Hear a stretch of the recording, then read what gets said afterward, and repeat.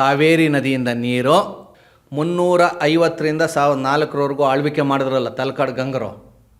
ಆ ವರ್ಷಗಳಲ್ಲಿ ಯಾವುದೋ ಒಂದು ವರ್ಷದಲ್ಲಿ ಅಲ್ಲಿ ಕಟ್ಟಿದ್ದಾರೆ, ಅದನ್ನು ಕಟ್ಟಿದ್ದಾರೆ. ಇದು ತಲಕಾಡು ಗಂಗರದು ಅಂತ ಹೇಳಬೇಕಾದ್ರೆ ಅದು 350ನೇ ಇಸ್ವಿಯಿಂದ 1004 ಒಳಗಡೆ ಯಾವತ್ತೋ ಒಂದು ದಿನಾಂಕದಲ್ಲಿ ಅದನ್ನು ಕಟ್ಟಿರಬೇಕು. ಅಲ್ಲಿ ಏನು ತೋರಿಸ್ತಾರೆ, ಕಾವೇರಿ ನದಿಯಿಂದ ನೇರವಾಗಿ ನೀರು ಬರ್ತಾ ಇತ್ತು, ಇನ್ಲೆಟ್ ಅಂತ ತೋರಿಸಿದ್ದಾರೆ. ಸ್ನಾನ ಆದಮೇಲೆ ಸೋಪನ್ನು ಇಡೋದಕ್ಕೆ, ಸೋಪ್ ಅಂದರೆ ಈ ಥರದ ಸೋಪಲ್ಲ, ಆ ಕಾಲಘಟ್ಟದಲ್ಲಿ ಒಂದು ಸೋಪಿನ ಗಿಡ ಇದೆ, ಒಂದು ಕಾಯಿ ಬರುತ್ತೆ, ಅದನ್ನು ಇಡೋದಕ್ಕೆ, ಚೊಂಬಿಡೋದಕ್ಕೆ, ಆಮೇಲೆ ಸ್ನಾನ ಆದಮೇಲೆ ಮಲಿನ ನೀರು ಹೋಗೋದಕ್ಕೆ ಔಟ್ಲೆಟ್ ಅಂತ, ನೀರು ಬರೋದಕ್ಕೆ ಇನ್ಲೆಟ್ಟು, ಶವರ್ ಬಾತ್ ಥರ ಬರುತ್ತೆ, ಮೇಲಿಂದ ನೀರು ಕಲ್ಲಿನ ಪೈಪ್ ಹಾಕಿದರೆ ಅದರಿಂದ ಬರ್ತಾ ಇರುತ್ತೆ. ಸ್ನಾನ ಆದಮೇಲೆ ನೀರು ಗಲೀಜು ನೀರಲ್ಲೂ ಇನ್ನೊಂದು ಕಡೆ ಹೋಗುತ್ತೆ. ಆ ಇನ್ಲೆಟ್ಟು ಔಟ್ಲೆಟ್ಟು ಚಿತ್ರ ಸಮೇತ ಆ ರಾಣಿಯರ ಸ್ನಾನಗೃಹವನ್ನು ಉತ್ಖನನ ಮಾಡಿ ತೆಗೆದಿದ್ದಾರೆ.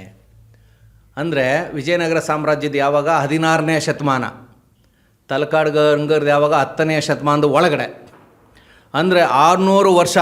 ವಿಜಯನಗರ ಸಾಮ್ರಾಟರ ರಾಣಿಯರು ಸ್ನಾನ ಮಾಡುವ 600 ವರ್ಷಕ್ಕಿಂತ ಮೊದಲೇ ತಲಕಾಡು ಗಂಗರ ರಾಣಿಯರು ಕಾವೇರಿ ನದಿಯ ನೀರಿನಿಂದ ಶವರ್ ಬಾತ್ ಮಾಡ್ತಾಯಿದ್ರು. ಅವ್ರದ್ದು ಒಂದು ಸ್ವಿಮ್ಮಿಂಗ್ ಪೂಲ್ ಇತ್ತು. ರಾಣಿಯರು ಆ ರೀತಿ ಸ್ನಾನ ಮಾಡಬೇಕು ಅನ್ನುವಂಥ ಕಾನ್ಸೆಪ್ಟನ್ನು ಮೊದಲ ಬಾರಿಗೆ ಕೊಟ್ಟಿರುವಂಥವ್ರು ತಲಕಾಡು ಗಂಗರು. ಆಧಾರ ಸಮೇತ ಇದೆ.